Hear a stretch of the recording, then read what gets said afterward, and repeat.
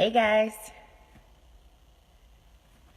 what's going on? I hope that you are well. It's your girl Jaja, and you're listening to Yeah I Said It. And before I take it back, I'm gonna add more to it. Listen, you already know I am in my right mind. Okay, I have the activities of my limbs. I ain't in nobody's jail, and I ain't in nobody's hospital. Okay, listen, I am actually live right now at the Masonic Temple, the historic Masonic Temple in Detroit, right off of Temple Street, at the Detroit Economic Club luncheon.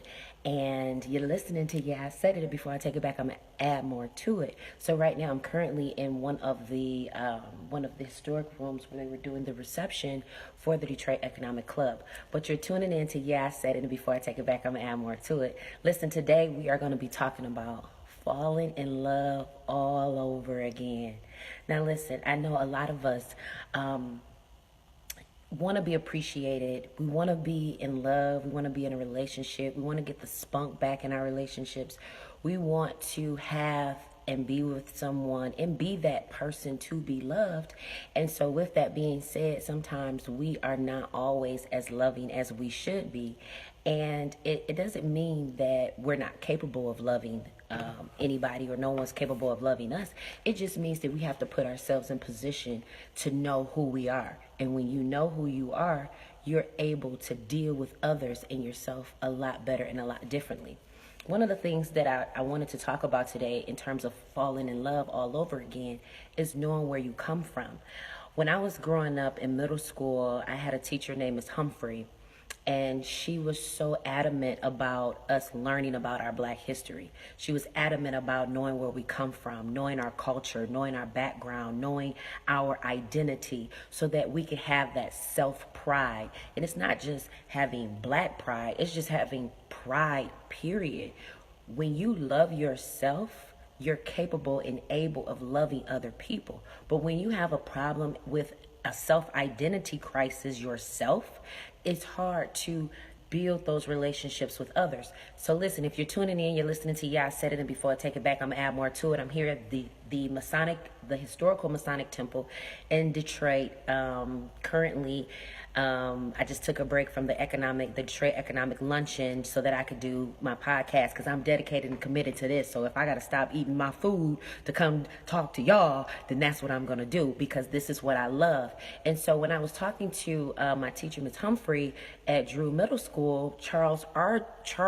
Drew Middle School, and for those of you who don't know, it's Black History Month, and Charles R. Drew was a surgeon who he was the first surgeon, I believe, to do the Siamese twins, not Ben Carson, because he did it as well. The conjoined twins by the head. But Charles R. Drew was a doctor, an African American man, and so when you know your history, when you know who you are, you're able to identify, have relationships with other people, and value other people. It's hard to be in a relationship when you're not valued. That's why a lot of marriages end. That's why a lot of friendships end.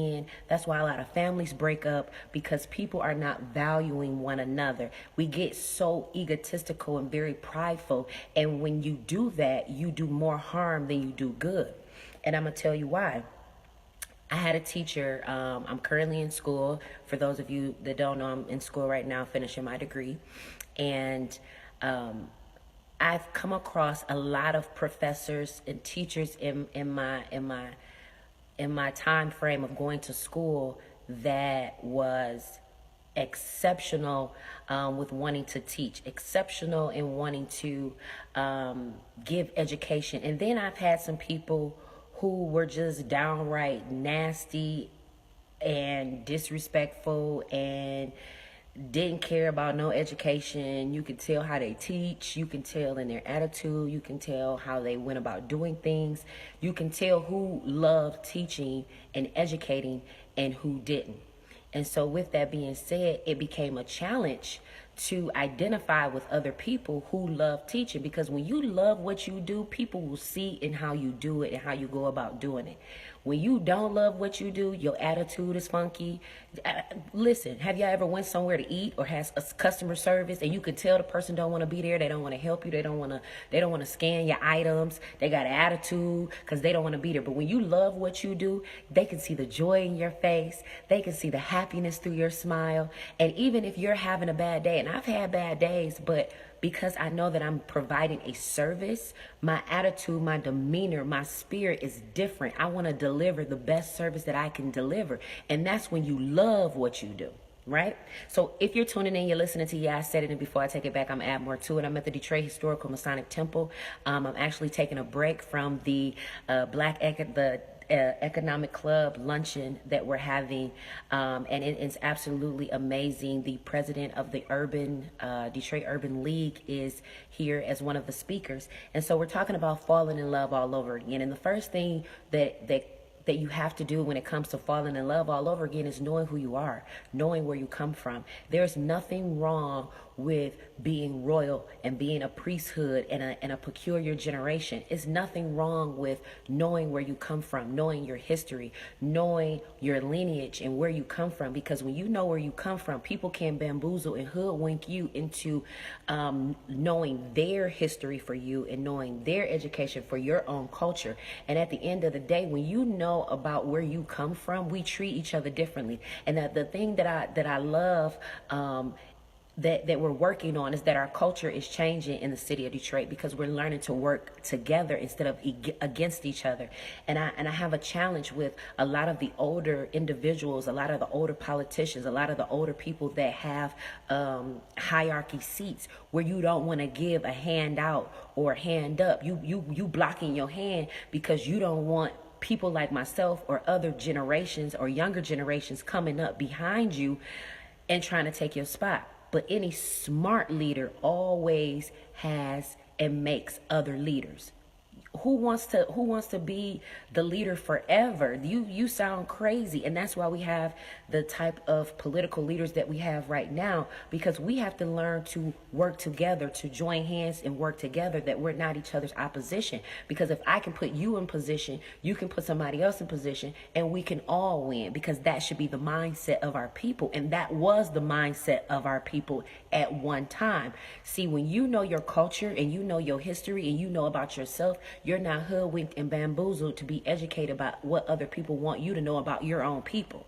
And at the end of the day, I love Miss Humphrey from Charles R. Drew Middle School for causing me to have Black pride. I love Miss Woods from Mackenzie High School, because she made sure that we knew where we came from, how hard we've come as a people. And if you're tuning in, I'm talking about falling in love all over again. And before you can give your heart to anybody else, you've got to learn to love yourself. That's why it's called self-esteem. That's why it's called working on yourself. And I tell you guys all the time about how I often have to do self-assessments, and I got to check myself sometimes. My attitude ain't always the best. Right now, I'm working with some people that I don't even want to work with. I don't even like them, okay, because they shady, okay? But I also understand that there is a bigger picture. There is something else that God wants me to do. And a friend of mine once told me to bloom where you're planted. So right now I'm planted at this place and I'm going to bloom at this place. But I also know that there's going to come a point in time where my plant is going to turn into a garden, and it's going to turn into a harvest, and it's going to turn into a field. And with that being said, I got to make sure that I sow good seeds and make sure that I'm working as a team player and not as a team hater. Because some of you all are on teams and you hating on the team that you own. You hating on your teammate, you hating on your castmate, you hating on your coworker, you hating on your church member. Hello. Hello. Instead of boosting each other up, bigging each other up, putting each other on, you would rather be the hater and the blocker to stop somebody else. But I'm going to tell you something. What God has for you is for you. And there's nothing that nobody can do, no heaven or hell can stop it from happening. And the thing about it is that when you have a hater, and when you have somebody that's on the team and hating on their teammate, at the end of the day, you will still outshine them, even with the hate. Because at the end of the day, even the greats had haters. And that is exactly what it is. I know my bishop talks about all the time using your haters as your elevators. And at the end of the day, hating is nothing but a person that's envious and jealous of what you have and how you utilize what your God-given gifts and talents. That's all it is. And people that are just as talented as you, just as gifted as you, also are still jealous. And if you're tuning in, you're tuning into, I said it, and before I take it back, I'm going to add more to it. And I know y'all heard me the first time. I'm here at the historical Masonic Temple at the Detroit Economic Club. I took a break, y'all. I just finished eating. I had, you know how they do at the little lunches, the little good luncheons and all that good stuff. So I just finished eating, and I came up here to do the show. So I wanted to talk about a teacher that I had, a professor that I currently have right now. So I had some challenges. I've been having a few challenges, and you know, life has a way of beating you up, you know. But I've been rolling with the punches, and the professor was just so rude, and just, I'm telling you, I emailed you and let you know that I was having some challenges, and I wanted to be able to turn my papers in.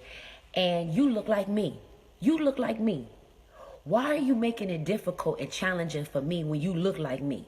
If you look like me, you should be trying to help me to excel, especially knowing that I'm an honor student and I'm on the dean's list. Who wants to fail a class that I got to pay for out of my money?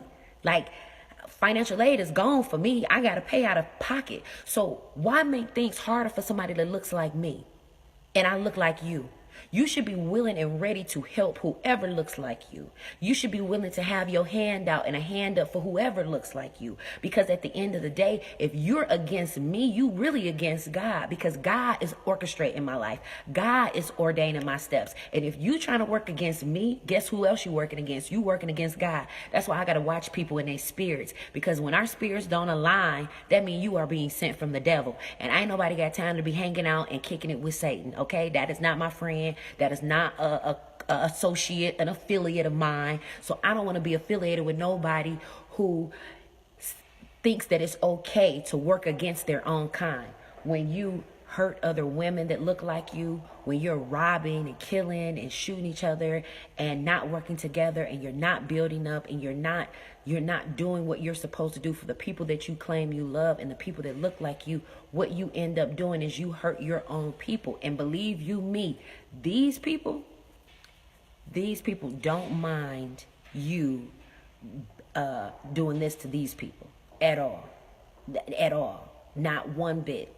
And at the end of the day, you have to understand, when I saw this teacher, and I'm thinking to myself, wow, somebody that looks just like me is causing an obstruction and causing me to have a hindrance in my education. And I didn't understand that. You're a professor. Why would you want to hinder me? But jealousy and envy can tear down a whole relationship. It can tear down a whole situation. And the thing about it is that you have to be mindful that if they're not on the same team as you, they're against you. Point blank, period. There is no middle. There is no in between. If you have people in your life that claim that they love you and they're hating on you, they don't love you. They're jealous and they're envious. And love cannot live where there's jealousy and envy. You know, we're getting ready to come across Valentine's Day. And when you're in a relationship and the man loves you or a woman loves you, they're going to do whatever it takes to take care of the relationship that they're trying to build. Because love is kind, love is patient, love isn't puffed up, love isn't boastful, it doesn't envy, it doesn't provoke. Listen, love rejoices. People that I love, I rejoice with them. I'm excited for the things that God has in store for them. I want them to win. When you have love, genuine love for somebody, you are willing to do whatever it takes to make sure that those people succeed, because you want them to succeed. You want to make sure that you big them up. You want to make sure that they're living their best life, that they're doing exceptionally well in all areas. Because when you love somebody, and I'm not talking about lust, and I'm going to talk about that in a minute. When you love somebody, you look beyond their faults and you see not only their need, but you see their heart and their intent. Now, if their heart and their intent don't match, then something's wrong. And see, a lot of us are in lust. okay? Because we're looking at what we see with our eyes. And when you're in lust with something and in lust with someone, they could do anything and it'll trip you off. It'll tick you off, especially if you're not getting what you want out of the situation, especially if you're not getting the love. And don't let you start having sex with them. Oh my God, you're going to be all tripped out. That's why a lot of marriages don't work. That's why a lot of friendships, because you were in lust with what they could do for you and how they made you feel for a temporary high, a temporary fix. And after that high and that fix comes down, you have to deal with the reality like, dang, do I really want to be with this person? Dang, is this person somebody that I really want to rock with? And it can be very irritating. It can be very irritating. And at the end of the day, it causes so much division.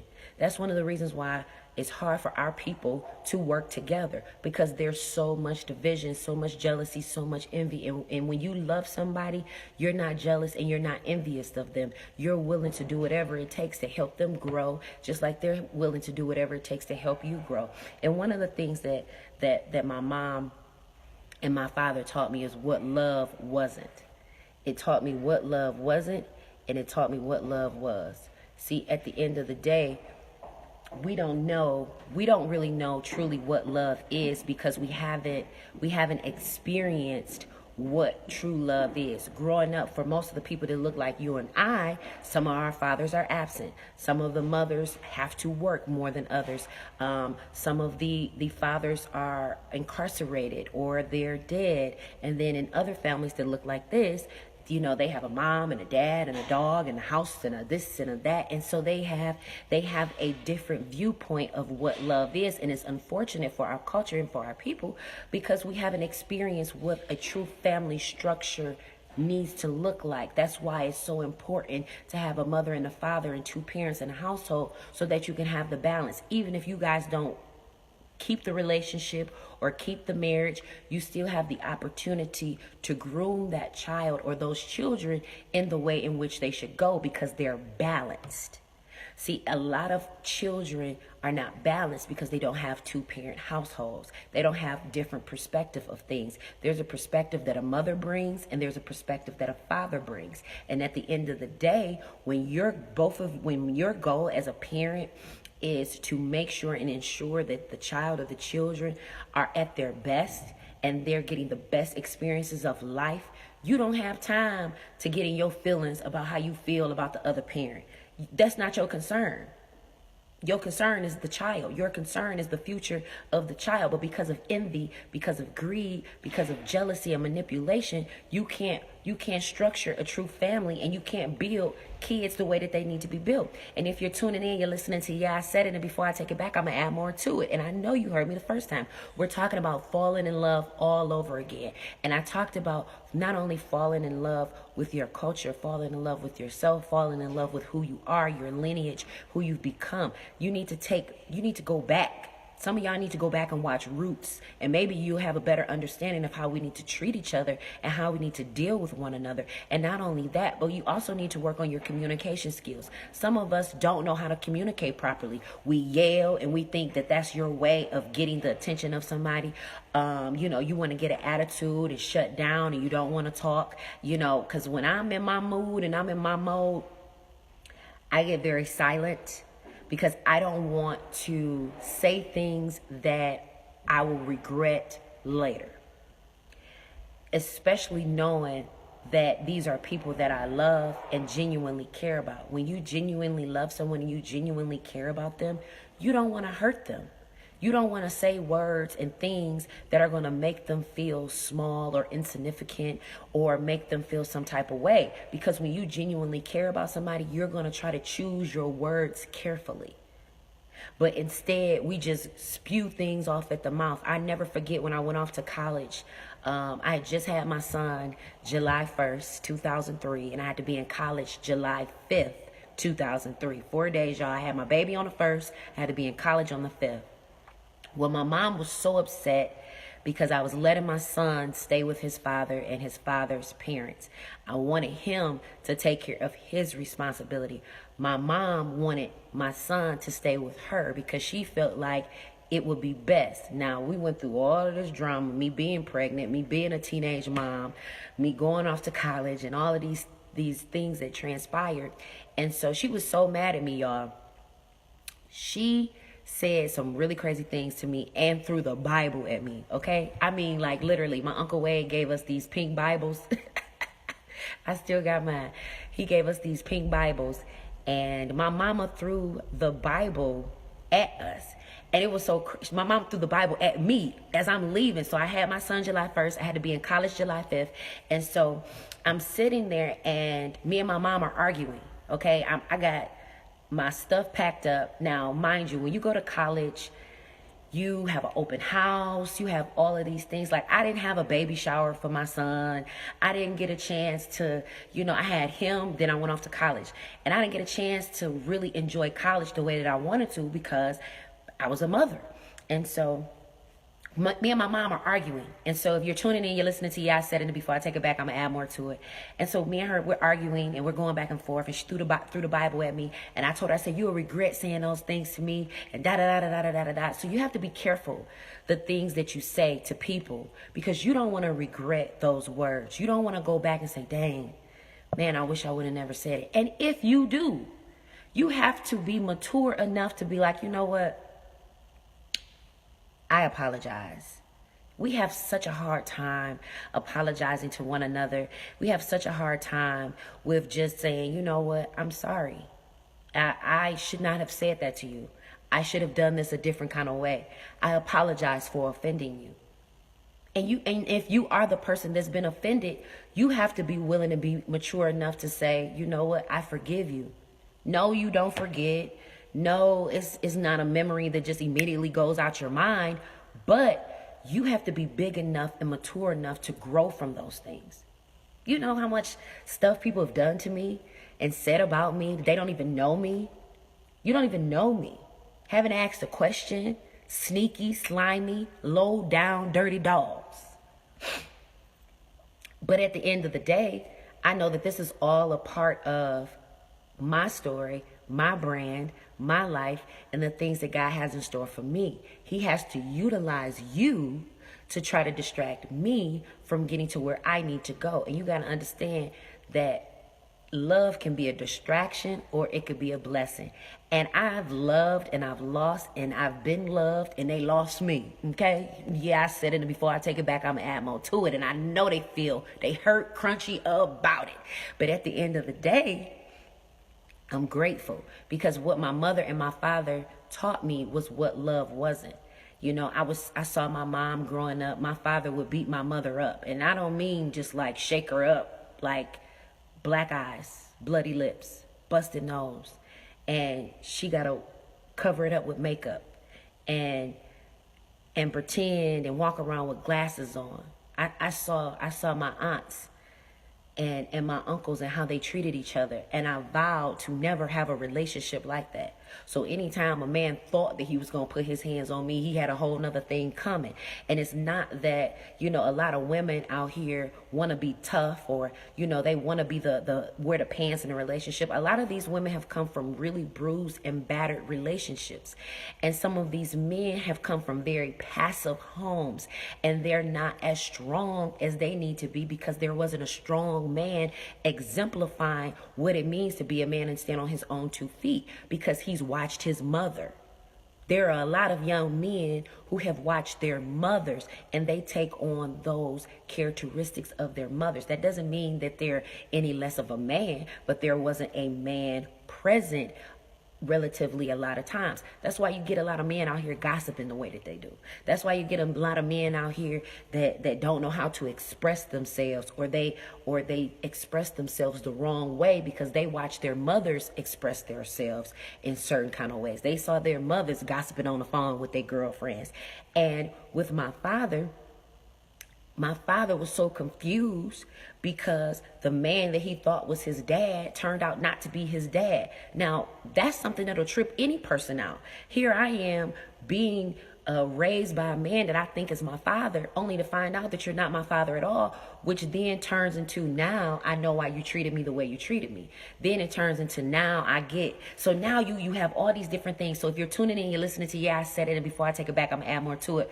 We're talking about falling in love all over again. I talked about falling in love with your culture, falling in love with yourself, falling in love with the history of who you are, who you've become. Listen, we got melanin in our skin, honey.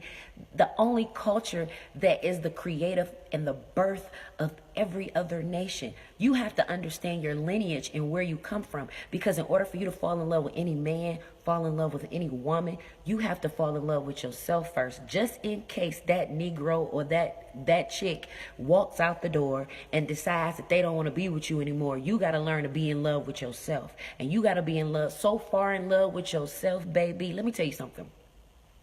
I'm gonna tell you what the failure in my love life has done for me. It has caused me to fall in love with Jaja. All of me. Me with the wig, me without the wig. Me with the lashes, me without the lashes. Me with the nails, me without the nails. Me with a bra on, me with my bra off. Listen, it has caused me to fall so far in love with myself that any man that comes into my life, he's going to have to love God and fall in love with me 10 times better than I love myself. Because one thing's for sure, two things for certain, is that I will not ever let anybody come in and take the love away from me that has happened before. And just like, ladies, when you have a breakup and you gain weight, you lose weight, your hair fall out, you're drinking, you're smoking cigarettes, you're smoking Black and Milds, you're upset, you're crying because he done left you and went to another woman, or, he decided he want to go do his thing, or he done cheated on you, or she done cheated on you. And so you have all of these different distractions because you think that this is what love is, or this is what love was. And so we're talking about falling in love all over again, and some of those components, because it's Black History Month, it's Heart Health Month. And listen, I want you guys to come out to the Hustle for Your Heart Health Fair, which is next Saturday. It's going to be at McKenzie Elementary School. I'm partnering with my church. They have a clothing drive that they're going to be giving to some of those individuals that would like to get free clothes. If you know some people that are in need of clothes, or if you would like to donate to the clothing drive, it's going to be at McKenzie Elementary Middle School, where McKenzie High School used to be, at 10147 West Chicago in Detroit, off of Wyoming and Chicago, and it's from 11 a.m. to 3, and that's on a Saturday. And I know a lot of Saturdays are very busy, so if you can come through, show your face, I would love to see you. You can get your blood pressure checked. We're going to give away free clothes, some free giveaways. We have some things that I'm going to give out some certificates for the shop that I'm at Evolution Beauty Bar. Shout out to them. Shout out to Lady J Andia over there. And so we want to make sure that we keep our health up. We are nothing. Our health is our wealth. If you sick and you a millionaire, you can't do nothing with that money but give it to your family and your kids or whoever gonna steal it from you. And we have a hard time going to the doctor. We do not want to go to the doctor. We do not want to get a checkup. We do not want to see what's going on with our bodies. And I'm gonna tell you something. My granddad, he didn't want to listen to my grandma. And because he didn't want to listen to my grandma, because he didn't want to listen to my grandmother, my granddad ended up getting his foot chopped off just last year because he didn't want to listen to his wife. Men, especially men, please take care of your health. Please go to the doctor. I know it's scary. I know you don't want to get a bad diagnosis. I know you don't want to find out what's really going on. But listen, it may save your life. If my granddad would have listened to my grandma when she told him to go to the doctor, something's going on with your foot, it started stinking up his room. That's how bad it was, y'all. And not only did his foot get infected, they first chopped off his foot. Then they had to chop off from his calf under his knee on down. Now he has a prosthetic limb. And he didn't even have to have it if he just would have went to the doctor. He could still have his foot, Kunta Kinte. Kunta Kinte could still have his foot had he listened to my grandma. But he chose not to listen to my grandma. And so now, because he chose not to listen to my grandma, he don't got no foot. I know that's improper English, but he don't have no foot. So at the end of the day, I want you all to make sure that you're taking care of yourself. Nobody is going to take care of you more than you. And listen, if you're tuning in, you're listening to Yah said, and before I take it back, I'm going to add more to it. And I know you heard me the first time. The building that I'm in the Masonic Temple. So my signal is a little sketchy. I try to get as close to the windows as possible so that way we wouldn't have in and out videos. But nevertheless, you guys can record and rewatch it later on. Make sure you share the video. Make sure you share the video. Share the video. Make sure you repost it as many times as you can, guys. I really truly appreciate it. Listen, if you're tuning in, you're listening to I Said It, and before I take it back, I'm gonna add more to it. We have to get back to having not just guard dogs, but guarding our hearts. Don't get so quick to jump in relationships and situationships, because situationships is just what they are, a situation that's going to ship and sail. We are dating married men, married women, sneaking around. Look, if you don't want to be in your marriage no more, get a divorce. It's real simple. That's what they have them for. Like, there's no purpose of you cheating on your spouse or being unhappy with your spouse and wasting your life with your spouse. Me getting a divorce was one of the blessings that I could have ever had, because I was unhappy. He was unhappy. Ain't nobody got time for that. I can preserve my youthfulness, okay? I can preserve who I am as a person and keep it going. He can preserve whatever he got going on, because we weren't happy. And when you're not happy in a relationship, there's no more love. The love becomes regret. It becomes hatred. It becomes, your attitude becomes unpleasant. We got to a point where we didn't even want to talk to each other. You know what I mean? I mean, we loved each other, but the love for the marriage was no longer was no longer something that we enjoyed or wanted to be in. And my thing is, instead of cheating on your spouse, cheating on the person you're in a relationship, just end it. Stop wasting time and years in relationships you know you really don't want to be in.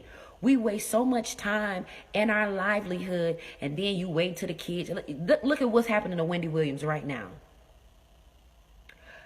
He cheated on his wife all that time instead of divorcing her because he liked the benefits of being Wendy Williams' husband. And see, some of us are in relationships because we like the benefits of what they bring us, knowing that we're unhappy. You're fake being happy. You're fake being excited about something. Then when you get around people, you have the perfect relationship and the perfect marriage. And then, you know, when you behind closed doors, y'all hate each other. And you're going off and doing all types of crazy stuff. When I was married to my ex-husband, you know, me and him would have an argument. Y'all know how we do. We'll have an argument, and then we'll get to the public place, and be like, yes, hi, how are you guys doing? Oh, we're wonderful. Oh, we're great. You know, because you don't want to look like your situation is rocky when it's a catastrophe. Some of us are in catastrophe relationships, and next week is Valentine's Day, and some of you are looking for presents or looking for something from your significant other, and your expectations are extremely high, and you're expecting something. And my thing is that if you don't love yourself enough to get yourself a gift, you can't wait on nobody to give you a gift on Valentine's Day. And if a person genuinely loves you and cares about you, he'll give you or she'll give you gifts throughout the year. It won't just be on Valentine's Day. Valentine's Day is to make up for all the other days that you ain't did nothing. Because if you're in a relationship where you're loved and you're valued, it's going to feel like Valentine's Day all the time, because they're going to always be thinking about us, we, our, instead of me, myself, and I. Some of us are not even ready for relationships, and we jump in relationships and we're not even supposed to be in them. There was a point in my life where I knew that I was not dateable. Like right now, I have friends, because right now I'm not dateable. Right now I'm not focused on a relationship. Right now, y'all just focus on this radio show and some other things that I'm working on right now. That's what she's focused on. And if I jump into something that I know that I'm not ready for, I'll become distracted, because I know me. And I know that if I get something and it's really good to me, and I really enjoy it, then I'm going to want to be around it and do it as often as I would like to. And so with that being said, I know me. I know what I need and I know what I'm supposed to be doing right now. And that ain't focusing on you. Because at the end of the day, it only hinders me and it only hinders them. Because when you are working on what you need to work on and you love yourself, and if you're tuning in, you're listening to, yeah, I said it, and before I take it back, I'm going to add more to it. I know you heard me the first time. When you love you, you focus on the things that help you progress. So that way, when God does send you your spouse or send you your mate or somebody you want to be in a relationship in, you can be equally yoked. Not just physically attracted to them, not just lusting after them, not just getting your tickles, your fancy tickled, because some of y'all out here tickling fancies and you need to go get an AIDS and HIV test, but that's for next week's show. Because y'all here just getting your fancy tickled down. You need to go sit down. Sit down. When you love yourself, you do what's best for you. And that means doing whatever it is that you know. You know what you need to do. You have talks with yourself all the time about what you know you need to do for you. I can't tell you because I'm working on me. I can't tell you what to do other than, yeah, I said it, and before I take it back, I'm going to add more to it because I'm trying to help some of y'all, okay? And when you do that, you have a better understanding of how to deal with one another. You have a better understanding. If I know you having some challenges with your health, I'm not going to try to down talk you or disrespect you. Like, that's why you got asthma. Like, what? How's that helping the situation? Some of us don't know how to deal with one another. We have to learn to deal with each other with love and with respect. Men, you got to learn how to treat these ladies properly, whether you're in a relationship with them or not. Learn how to deal with women accordingly. Women, you got to stop being so stank and learn how to appreciate and respect these men. Because at the end of the day, when somebody come knocking you upside your head, you want to come calling on such and such and them to help you out. But nobody's going to help you if your attitude is stank. When a man opens up a door for you, tell him thank you. What's so wrong with you saying thank you? Some of you have such a horrible attitude about life and about relationships in general that it's hard to have a relationship with you. It's hard to have a friendship with some of you because your mindset and attitude is so messed up. When they see and meet women like me, it's easy for me to take your man. It's easy for me to take him. And I'm going to tell you why it's easy for me to take him. Because you're unpleasant. You're mean. You're not nice. You don't love on your man like you should.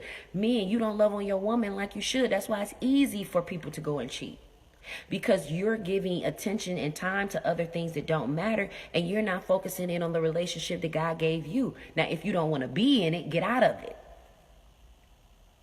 Because at the end of the day, that's somebody else's spouse. That's somebody else's mate. Don't hinder their future because you want to hold on to a relationship that don't belong to you. Yeah, I said it before I take it back, I'm going to add more to it. And I know you heard me the first time. Because at the end of the day, when you truly enjoy yourself and you truly enjoy your future and you ready to move on, God will send you who you need. He'll start sending you people to date. He'll start having you go on dates. Let me tell you something. When I felt like I was ready to get married, God started sending me all type of men, okay? And I started weeding them out and sifting them out. I didn't sift too well, but that's nor here nor there. But at the end of the day, we have to learn how to treat each other with love and with respect and with the dignity that we should treat each other as a people.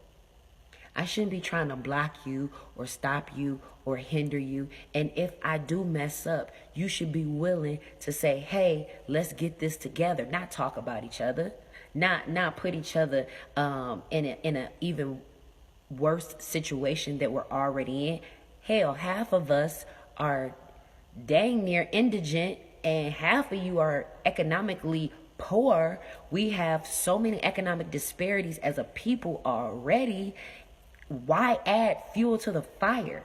I mean, seriously. I mean, fathers, you already aren't with the mother of your children.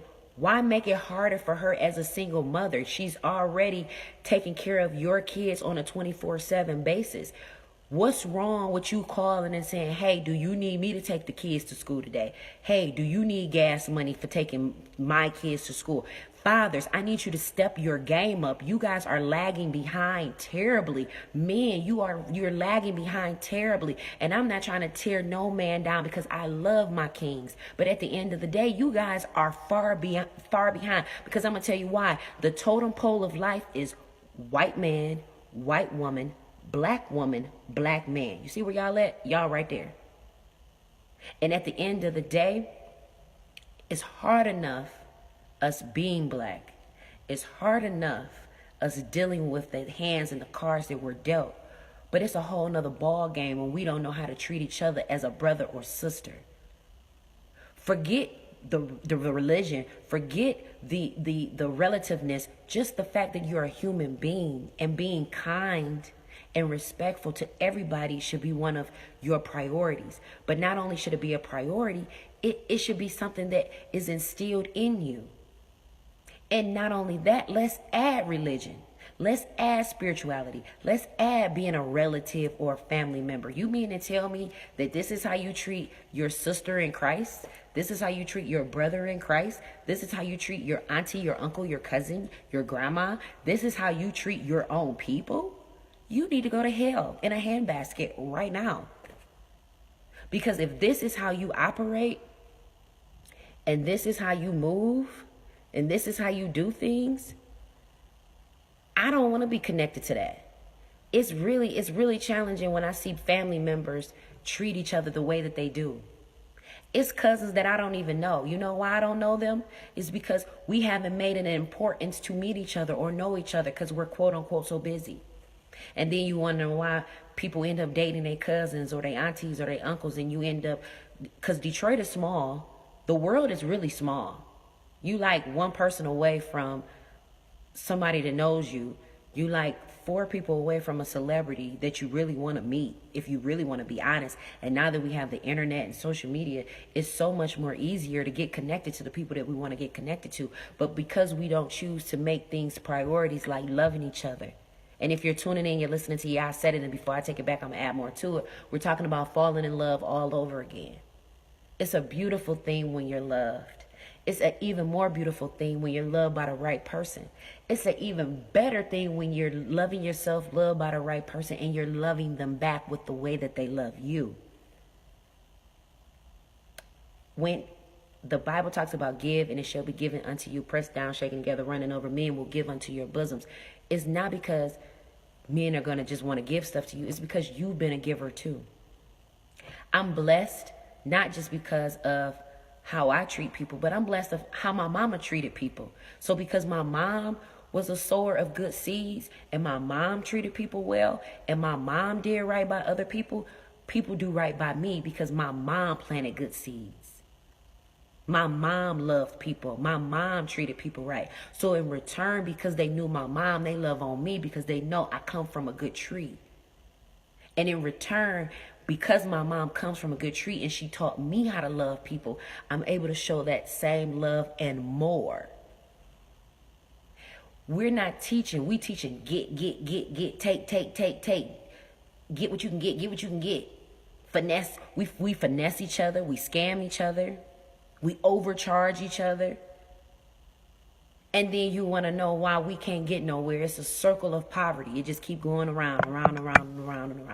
We could prophesy. We could speak it into the existence. We can do all of that. But if you don't change your behaviors, nothing will change. Yeah, I said it, and before I take it back, I'm going to add more to it. So you can go to church. You can put all the money in there that you want to. But if you don't change your heart, if you don't change how you treat people, how you do things, how you operate, nothing good is going to come out of that. And at the end of the day, we have to get back to straight up love and not tolerate no hate. Period. Either you love me or you hate me. Ain't no in between. I don't do 50 shades of gray, okay? It's black and white over here. It's black and white. It's black and white over here. All day, every day.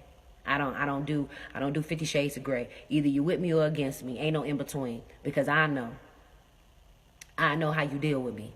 How you move, how you operate. People that genuinely love you, you'll know. You'll feel it. And you'll also know who don't, because you'll feel it too. And you can only fake love for so long, baby. You can only fake love a person for so long. Until they know, something's not right here. And y'all better start listening to y'all intuition and y'all spirit of discernment, Holy Ghost, or whatever you want to call it, your chakras, all of that. You better start listening to it because it'll save you from heartbreak. Stop holding on to relationships that you know aren't beneficial for you, that you know aren't healthy for you because you just want to be with somebody. So many women and men get so depressed and lonely around Valentine's Day. Why? Take yourself to the movies. Take yourself out to dinner. I know that sounds cliche and crazy and retarded, but at the end of the day, you going to wait for somebody else to do it. You're going to be heartbroken and devastated on many occasions because you haven't taken the time out to, one, know where you come from, know who you are, love yourself, and look for the people that love you and love them back. And that's just as simple as that, because I'm going to tell you something.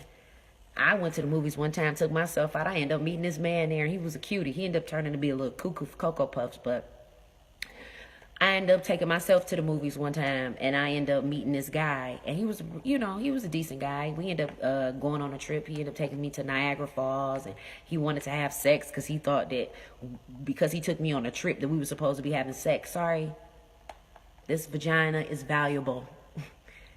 And you won't be getting any falls, no Niagara Falls out of this one. It falls. But you ain't getting it from this one, okay? And so when you have those type of standards, you don't have to worry about having miles on your stuff. Okay? Yeah, I said it before I take it back, I'm gonna add more to it, and I know you heard me the first time. But take care of yourself, love yourself, focus on yourself, get dressed up, put some lipstick on, ladies.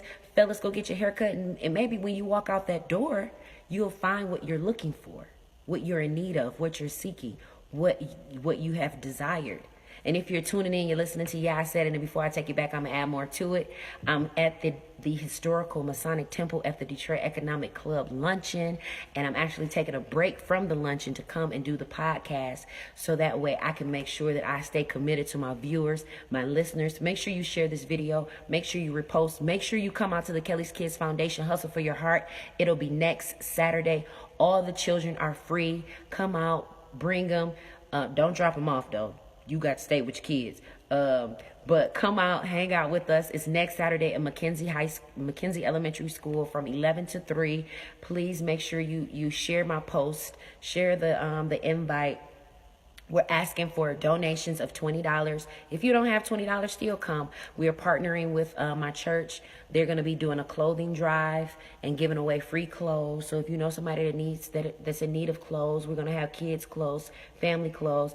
Listen. We got to help each other. We got to learn how to, one, love each other, love ourselves, and learn to build from that. Because if we don't, we're going to have a whole lot of problems, and we're going to keep having problems. That's why we got so many of our brothers and our sisters in the prison system. You know why? Because somebody was trying to get over on somebody. Somebody was trying to finesse. Somebody was trying to take the easy way out instead of working together to help build each other up. Because I'm going to tell you something. If one of us succeed, all of us succeed. You should be proud. I bet you anybody that know Oprah for real, that's connected to Oprah for real, is proud. They proud to say, oh, Oprah, that's my auntie. Oh, Tyler Perry. Oh, yeah, that's my uncle. Oh, such and such. Oh, yeah, that's my cousin. You have a pride about yourself that you know that you're connected to greatness. And when you know that you're created and connected for greatness and to greatness, you carry yourself different. You deal with other people differently. Listen, we got to learn to value each other, because if we don't value each other, then we become burdens to one another. And nobody wants to be another person's burden, because we're supposed to work together and lift each other up. And that's what love is. Listen, you're listening to I Said It, and before I take it back, I'm going to add more to it. Listen, everybody don't got to be a boss to be a boss. And you can take that boss mentality, oh, I ain't got to do none of that. They going to love me. They going to do that. What you'll end up doing is being by yourself and lonely and depressed. Because I'm going to tell you something. All those young bosses turn into old bosses. All those old cat daddies and sugar daddies and players and all these women out here that's thotting and bopping, they're going to get old. It's going to get old. And then you're going to want to settle down.